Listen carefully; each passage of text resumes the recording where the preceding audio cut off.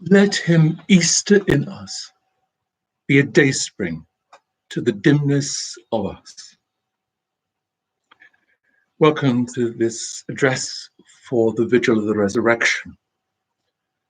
Those words were written by Gerard Manley Hopkins in his epic poem, The Wreck of the Deutschland, a ship that in 1875 had floundered off the coast of Harwich, and in which 5 Franciscan nuns fleeing persecution in Germany were drowned.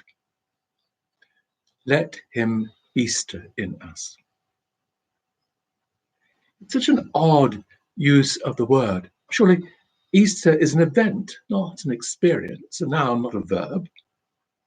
Yet here is Hopkins inviting us to let Christ Easter in us. But it's a great way to look at the truth, the transforming reality of Easter.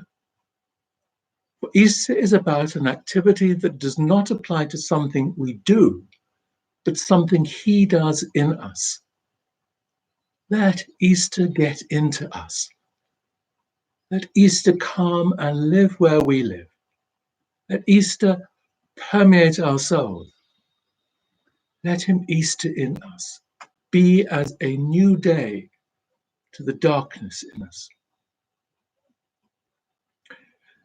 Tonight we normally gather after the long rigors of Lent and Holy Week to do just that, to let Christ Easter in us, not to wistfully recall a long ago episode, affirm our faith, or even to worship at a powerful and moving liturgy, but to be present before the one who can Easter in our lives. We gather because we want to be transformed, given new life, find meaning and purpose. Isn't that what each of us longs for? What we really want? To know Easter in us? Poetry, of course, takes us to places that prose cannot. It's a way of painting with words. And like any painting, it loses something when you try to explain its meaning. Its power lies in the way the words affect the soul. It's the difference between the women described in tonight's Gospel reading from Matthew as running from the tomb with great fear and joy, and the description of Mary Magdalene in the Gospel for the day, standing alone and encountering her in her contemplation the risen Christ, who forbade her to touch him. She needed to take that encounter to heart, let it enter her heart, not make sense of it. St. Paul, in his letter to the Romans, hints at something similar. For if we have been united with him in a death like him, he writes, we will certainly be united with him in a resurrection like his. Hopkins, on the other hand, reflects that same faith in fewer words. Let him be a dayspring to the dimness in us. So here we are, like Mary Magdalene, before the mystery at the heart of our faith. A faith that is not focused on the way we should live or quality of life, not on creating a particular social order or helping people deal with pain and sickness, though of course it involves all that and more. Rather, ours is a faith that is centered on the death and resurrection of Christ. It asks you and I to stand before that one event, for the two are one, though separated in time, and gaze upon it with loving eyes in the belief that what you desire, that upon which you set your heart, will change you. Let him Easter in us. This year, we're unable to celebrate this mystery with all the symbols that speak to us about life: fire and light, water, bread, wine. We can't encounter these sacramentals as Mary Magdalene encountered Christ.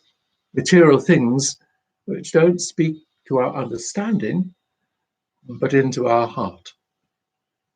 Although there is one symbol we can use, water. If you can, go now and fill a glass bowl full of water.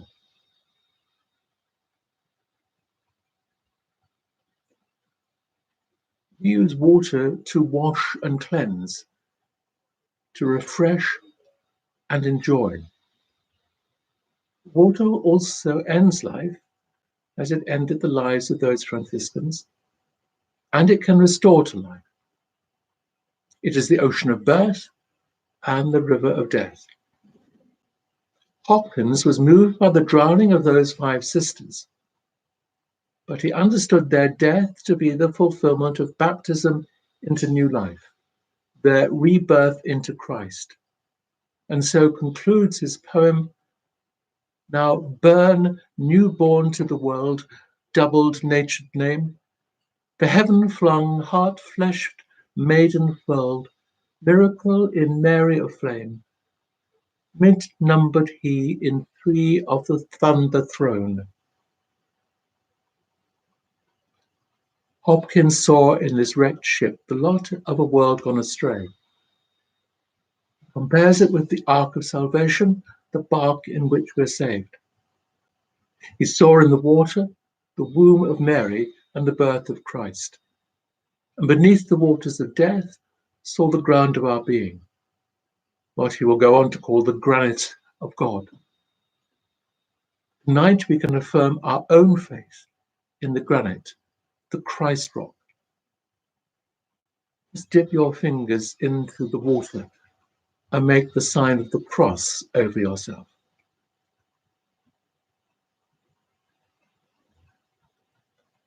None of us are immune to the ravages of existence. All of us are at risk of infection. Sometimes it can feel as if we too are drowning beneath the terror of it all. There will be moments, maybe days or weeks, when we seem to be existing beneath the dark pool, when it seems as if the storms of life will never pass. That is when we need to hold fast to Christ. Eventually, the storm will pass and calm will come. It's then we need to make sure that that which holds and carries us, the faith which we profess, the hope which we have, and the love which holds us in his hands, lies at the heart of our attention.